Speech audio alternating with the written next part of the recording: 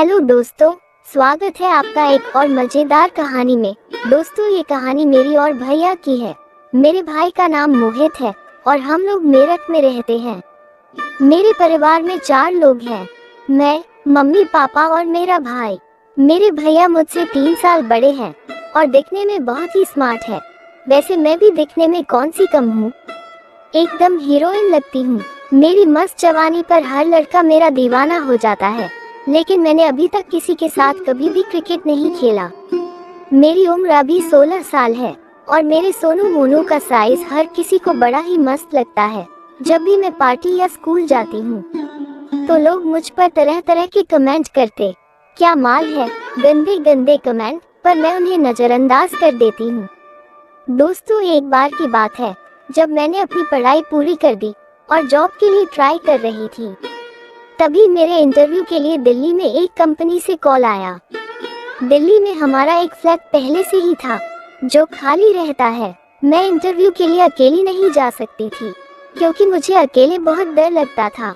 मैंने पापा से कहा मुझे इंटरव्यू के लिए जाना है, भैया को साथ में भेज दो। लेकिन मेरे को क्या पता था कि भैया मेरे साथ मस्त वाला क्रिकेट खेलेंगे। पापा ने हमारी टिकट कट में एसी फर्स्ट में 2 बर्थ बुक करवा दी और हम लोग शाम को ट्रेन में बैठ गए। हम दोनों स्टेशन पर अपने एसी फर्स्ट वाले कोच में चले गए। ये 2 बर्थ वाला डिब्बा था।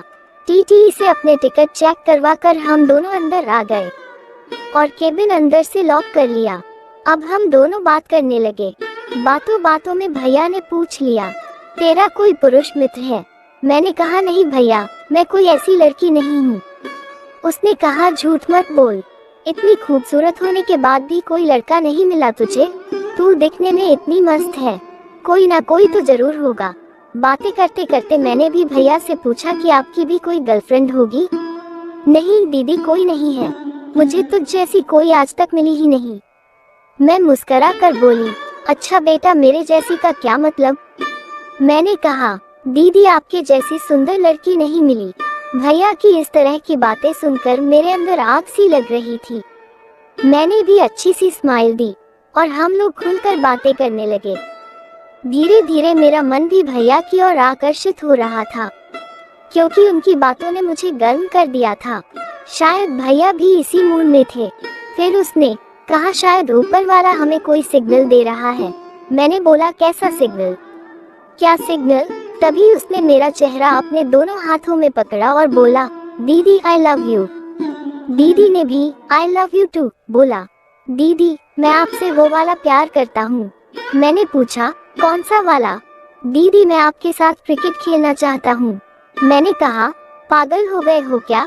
मैं तुम्हारी बहन हूँ। लेकिन सच बताऊँ तो मेरा भी मन कर रहा था कि मैं भी क्रिकेट खेलूं, क्योंकि मेरे अंदर ज्वाला भड़क उठी थी। मेरी मस्त वाली पिच अपने जोश पर आ थी। उसने कहा, तो क्या हुआ दीदी, आप बताइए। दीदी, आपका मस्त वाला क्रिकेट खेलने का मन नहीं करता क्या? मैंने कहा, करता तो है, लेकिन तुम मेरे भाई हो, मैं तुम्हारे साथ नहीं कर सकती। उसने कहा, दीदी, कहीं बाहर जाकर करोगी तो बदनामी होगी और कोई ब्लैकमेल भी कर सकता है, तो क्यों ना आप मेरे साथ ही क्रिकेट खेलें और किसी को पता भी नहीं चलेगा। बाहर मुंह मारने के बजाय आप घर में ही कर लो ना। मैं चुप हो गई, कुछ नहीं बोल पाई। वो बिल्कुल मेरे पास आकर बैठ गया और उसने मुझे अपनी बाहों में कस के पकड़ लिया। वो अपने पास लेकर आ गया। मेरे अंदर गुदगुदी हो रही थी। भाई मेरी टीम के खिलाड़ी सोनू मोनू के साथ खेलने लगा। पिच क्रिकेट खेलने को तैयार थी कि अब इसके ऊपर ताबड़तोड़ बल्लेबाजी करे। मेरा मन मचल रहा था। वो मेरे साथ खेल रहा था, मुझे बड़ा सुकून मिल रहा था। अब मैं भी उसका साथ देने लगी। वो मेरे ग्राउंड को देखकर पागल हो रहा था। दीदी, क्या जबरदस्त ग्राउंड है। वो मेरे ग्राउंड पर पड़े बॉल के साथ खेल रहा था। मैंने कहा, ऊपर से मजा लेना है क्या दीदी? कितनी अच्छी हो तुम, मस्त हो मेरी बहन। उसकी ये बातें सुनकर मैं पूरे जोश में आ गई थी। मेरे मस्त वाली पिच बिल्कुल गीली हो चुकी थी। मैंने अपनी मस्त वाली पिच की सफाई भी आज सुबह ही की थी। मोहित का बल्ला भी मेरी पिच पर खेलने के लिए बिल्कुल तैयार था। मोहित ने सारे कवर्स हटा दिए थे। वो मेरी उभरी हुई पिच को देखकर बहुत ही खुश हो गया। कहने लगा, वाह दीदी, कितनी अच्छी है पिच। जी करता है खा जाऊं। रोहित और मत तड़पाओ।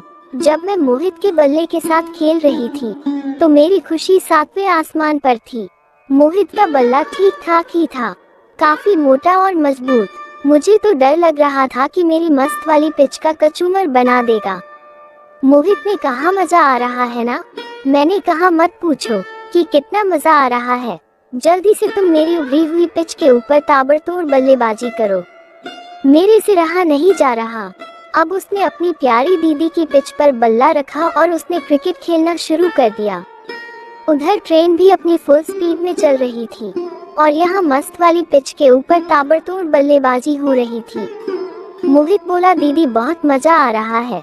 मैंने कहा सच में मुझे भी बहुत मजा आ रहा है। आज तुम इस पिच की तोड़फोड़ करने में कोई कसर ना छोड़ना। मोहित ने खूब चौके छक्के लगाए और अपनी दीदी को खुश कर दिया। मैच मोहित जीत गया था। लंबे लंबे छक्के मारकर उसने मुझे थका दिया था। दोस्तों क्रिकेट खेलने के बाद कब हम दोनों नींद के आगोश में चले गए, हमें पता भी नहीं चला। फिर सुबह मोहित की आंख खुली तो उसने देखा कि मैं अभी भी सो रही थी। थोड़ी देर बाद मोहित ने मुझे उठाया और कहने लगा उठो दीदी स्टेशन आने वाला है। जब मैं उठी तो मेरे से चला भी नहीं जा रहा था, लेकिन जैसे तैसे हम दोनों उतरे और हमने एक टैक्सी की और अपने फ्लैट की तरफ चल दिए और एक रात वहां गुजारी। फ्लैट में भी हम दोनों ने खूब क्रिकेट खेला। दूसरे दिन दीदी ने इंटरव्यू दिया और सिलेक्ट हो गई। हम लोगों को जब मौका मिलता है घर में ही क्रिकेट खेल लिया करते हैं। मैं मोहित को कभी भी मना नहीं करती क्योंकि मुझे क्रिकेट खेलने में बहुत मजा आता है। एक दिन मैंने पापा से कहा मोहित को भी मेरे साथ वहीं भेज दो। मोहित वहीं पढ़ता भी रहेगा और मेरे साथ रहने के लिए भी कोई मिल जाएगा। पापा मान गए और मेरा दाखिला वहीं करवा दिया। अब हम दोनों भाई बहन बिंदास होकर क्रिकेट का मजा